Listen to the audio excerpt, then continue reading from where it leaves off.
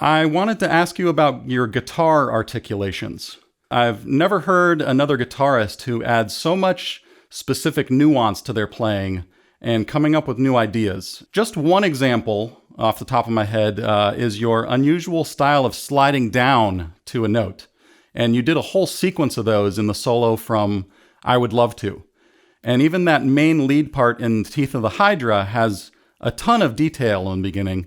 Can you talk about your own thought process or method of adding unique articulations to your parts? How would someone go about being so creative with articulation? Because I feel that is something that makes such a big difference. Someone might be able to play your songs, they'd play the correct notes, but they wouldn't play them with the articulations that you do. Yeah, it's sort of like a well-kept secret. things like dynamics and articulation and phrasing. And I think my fascination with that began when I was young, when I realized that I wanted to compose music. And I started doing that. And in that process, I started learning all of the tools that are available for you to apply to a melody to make it speak. I'll use some, classical terms, just articulations, tenutos, staccatos, ornaments, pauses, dynamics.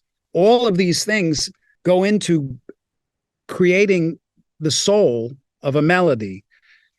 It's kind of like the human voice. Like when I am speaking to you, there's inflections in my voice that help get my intention across. And there's pauses, and there's articulations and dynamics, So if I didn't talk like that, if I was to just sit here and talk like this to you in a monotone, you'd sound like me. But you can people lose interest. It doesn't sound like a communication. Yeah. So I knew that would be the case when on a melody.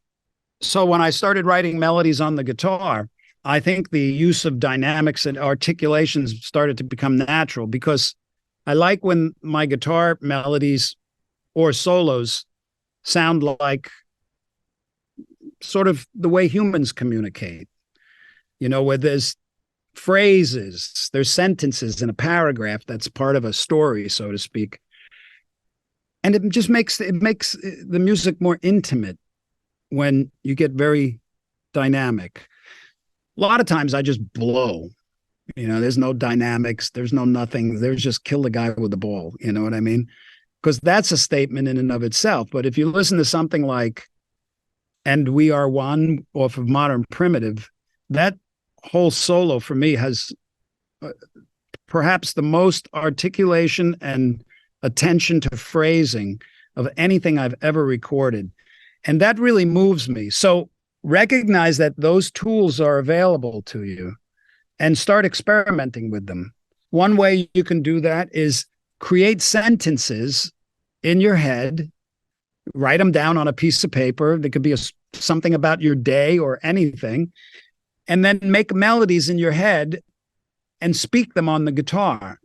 If you're doing this appropriately, you'll have to be using articulations and dynamics and stuff that are normally outside of your ballpark. So that's a good way to try. Yeah. Was that related to like when Frank Zappa would call putting the eyebrows on it once you have the right notes?